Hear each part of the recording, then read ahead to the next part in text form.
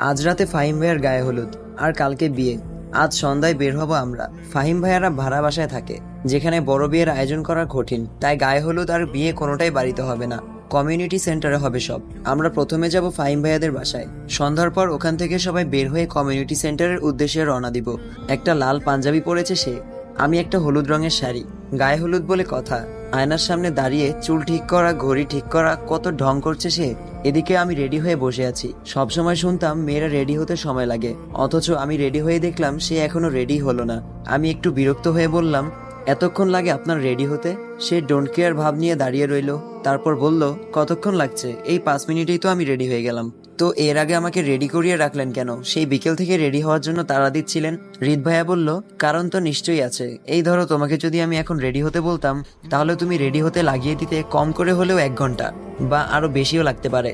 আর আমি রেডি হয়ে তোমার জন্য বসে থাকবো, যা একদমই বিরক্তিকর। তাই বের হওয়ার 2 ঘন্টা আগে থেকেই তোমায় রেডি হওয়ার জন্য তাড়া দিচ্ছিলাম। ওনার এমন অদ্ভুত যুক্তি দেখে মাথা গরম হলো আমার। তাও চুপচাপ দাঁড়িয়ে তার দিকে তাকিয়ে রইলাম। বিশেষ করে তার মুখটার দিকে তাকিয়ে রইলাম। ইচ্ছা করছে তার ওই ছোট ছোট দাড়িগুলোতে গিয়ে নিজের গাল ঘষতে। ইস, ভাবতেই লজ্জায় গা শিউরে ওঠে। নিজেকে নিজে বকতে লাগলাম আমি, তোর নজর এত খারাপ কেন আরু? তখনই আবার মনে হলো, দূর, খারাপ হতে যাবে কেন? আমি কি পরপুরুষের দিকে তাকাচ্ছি? আমি নিজের স্বামীর দিকেই তাকিয়ে আছি আজব। এর মাঝেই হৃদ ভাই আমার মুখের সামনে 2 আঙুল দিয়ে তুড়ি বাজাতেই আমি চমকে উঠলাম। তারপর তিনি চোখের দৃষ্টি আমার দিকে রেখে একটু হাসলো। এরপর ইশারায় বলল, এবার চলো। একটা শ্বাস নিলাম আমি। এই বেটা হঠাৎ হঠাৎ এমন অদ্ভুত কাণ্ড ঘটায় যা দেখলে অযথাই বুকটা কেঁপে ওঠে।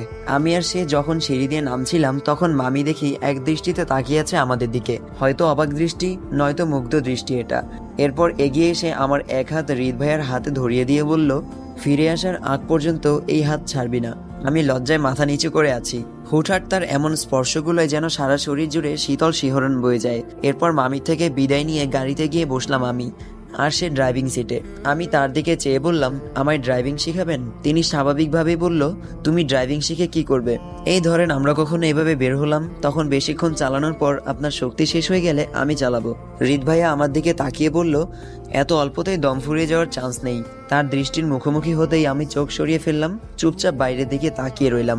ওদের বাড়ি এসে সবার সাথে চলে গেলাম কমিউনিটি সেন্টারে। ওদিক থেকে মেয়ে পক্ষ আসবে, একসাথেই হবে সব। ফাহিম ভাই আজ অনেক খুশি, ভালোবাসার মানুষকে আপন করে পাচ্ছে সারা জীবনের জন্য। ভাবতেই কেমন একটা অদ্ভুত ফিল হচ্ছে আমার। আমি ঠিক তার উল্টো, সারা জীবনের জন্য কাছে পাওয়ার পর তাকে ভালোবাসতে শুরু করেছি। আচ্ছা, আমি কি সত্যিই তাকে ভালোবাসতে শুরু করেছি, নাকি এটা মাত্রই একটা মোহ?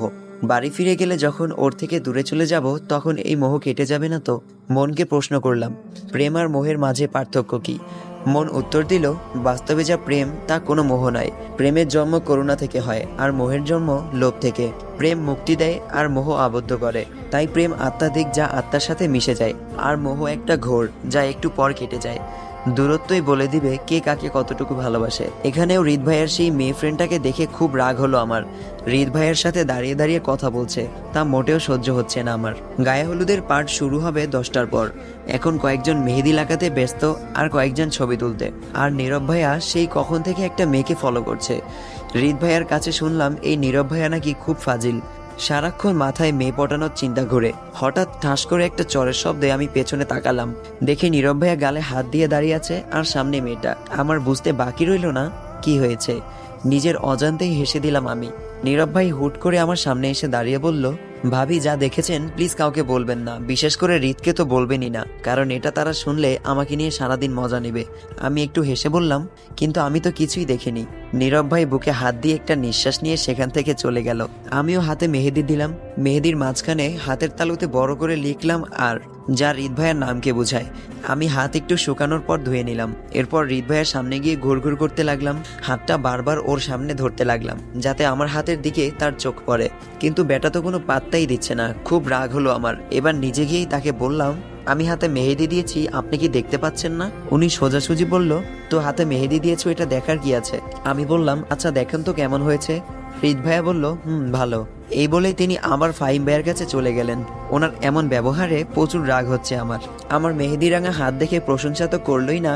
আচ্ছা, প্রশংসা না হয় বাদই দিলাম, হাতে যে তার নামের প্রথম অক্ষর লিখলাম তা চোখে পড়েনি, একটুও বোঝার চেষ্টা করেনি এটার মানে কি। মনে মনে তার 14 গোষ্ঠী উদ্ধার করতে লাগলাম। নিরামিষের বাচ্চা, আবেগ অনুভূতি বলতে কিচ্ছু নাই।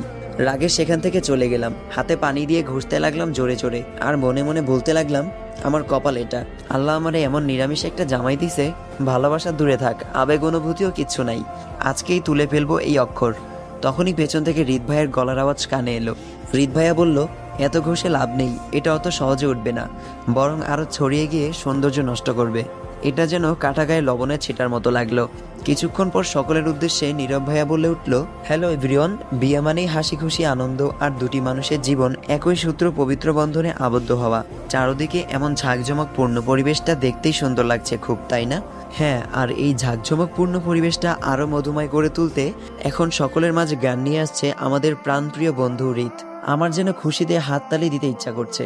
এবার বোঝো ঠেলা, নীরব ভাইকে আমার হাজারবার ধন্যবাদ দিতে ইচ্ছা করছে। আমি নিশ্চিত এই অনুভূতিহীন মানুষটা কখনোই এত মানুষের সামনে গান গাইতে পারবে না, আর সে গান পারে এটাও কখনো শুনিনি। যাই হোক, পরের সিন দেখার জন্য আগ্রহ নিয়ে তাকিয়ে আছি হৃদ ভাইয়ের দিকে। তখনই ফাহিম ভাইয়ের ছোট ভাই নাইম একটা গিটার নিয়ে হৃদ ভাইয়ের হাতে দিল। হৃদ ভাইয়া ভ্রু কুচকে বলল, গিটারও রেডি রেখেছো? তার মানে আগে থেকেই প্ল্যান করেই আমায় এই চিপায় আটকানো হয়েছে। নাইম হেসে হৃদ ভাইয়ের দিকে গিটারটা দিয়ে সরে গেল। গিটারটা নিয়ে মাইক্রোফোনের সামনে বসলো হৃদ ভাই। আমি অবাক হয়ে তাকিয়ে রইলাম, তিনি কি এখন সত্যি সত্যি গান গাইবে?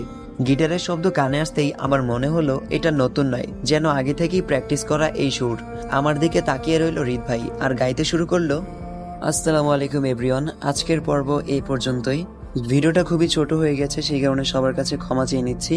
আপনারা ভয়েসটা শুনে বুঝতেই পারছেন আমার এখনো গলাটা ঠিক হয় নাই, ভয়েসটা দিতে আমার খুবই কষ্ট হয়েছে। কিন্তু তারপর আপনাদের কমেন্টের জন্য আমার খুবই খারাপ লাগছে যে আপনারা অনেকদিন অপেক্ষায় আছেন, এই জন্য আমি যতটুকু সম্ভব ততটুকু দিয়েছি। ইনশাল্লাহ পরবর্তী পর্বে আমার ভয়েস ঠিক হয়ে যাবে আশা করা যায়। তো সবাই একটু অপেক্ষা করবেন পরবর্তী পর্বের জন্য। আজকে এই পর্যন্তই, সবাই ভালো থাকবেন, সুস্থ থাকবেন, আল্লাহ হাফেজ।